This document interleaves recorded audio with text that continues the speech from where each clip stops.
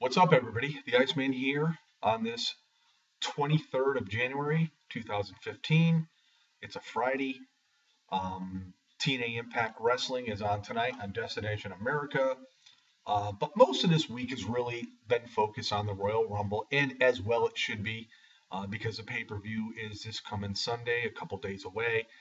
Lots of controversy on who's going to come out with the Rumble as a winner, who's going to come out on the triple threat uh, as victorious for the WWE World Heavyweight Championship. So, in all honesty, there's been a lot of WWE programming, as always, and being a pay per view week for the WWE as well, it should be. And I do believe that the after show of the Rumble is here in Hartford. Um, so that should be pretty interesting. That would be the 26th, obviously.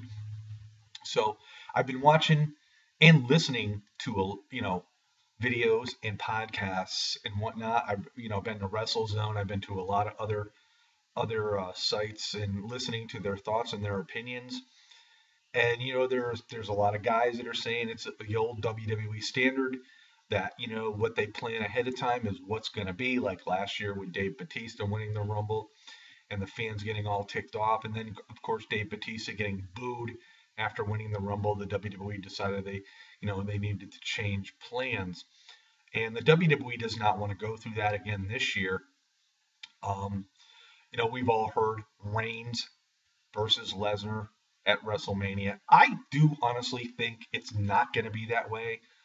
Um, I've heard, a lot of people, in the wrestling news business saying that Seth Rollins is going to come out of the Rumble as the WWE World Heavyweight Champion.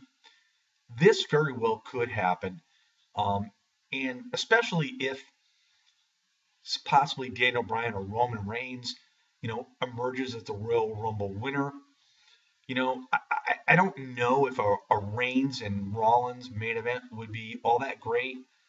And I don't know if a Daniel Bryan Seth Rollins main event would be all that great. I think the match itself could be great, but do the fans want to see? I don't know. And the bottom line is, you got to remember this.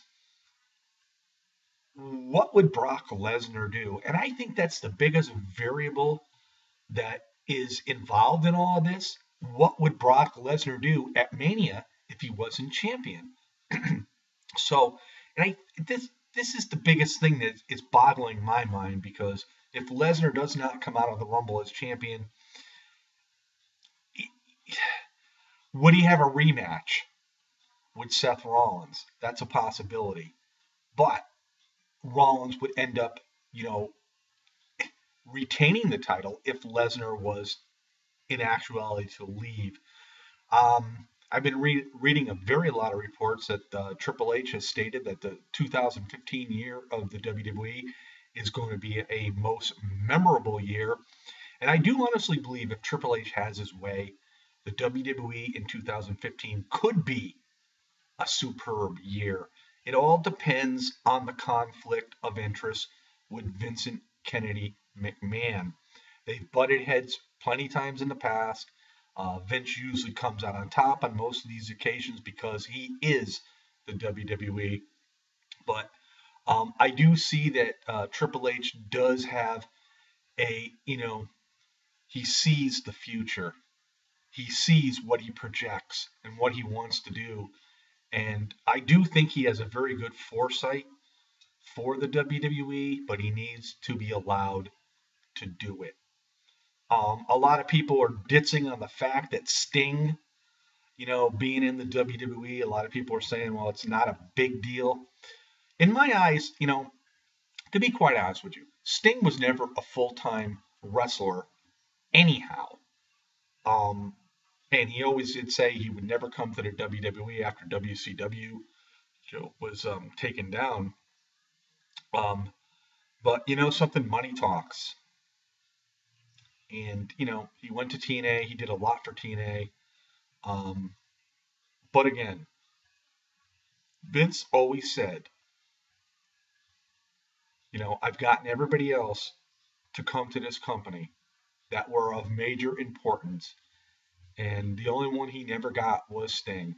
And Vince now finally got Sting. He's happy. I'm sure Sting's getting paid an enormous amount of money, much like Brock Lesnar. So his appearances are going to be very, very scarce. Whether or not Sting shows up at the Rumble or not remains to be seen. It very could be a possibility. Um, and the thing of it is, if Sting does show up at the Rumble, I see Lesnar and Rollins not coming out as WWE World Heavyweight Champion. I see John Cena coming out. And, I don't know. Maybe this is a way for the WWE to get the fans back into John Cena with Sting, helping him out once again. As well as, we all read about the Triple H breaking kayfabe at last Monday's Raw with the little kid, right there in the front row, worried about John Cena getting hurt with the handicap match, and Triple H had to console him, saying, don't worry about it, he's gonna be okay, and whatnot. And it makes you, it sort of makes you wonder, because obviously it's storylines, it's entertainment, and whatnot, and this is one of those rumbles that I'm sort of like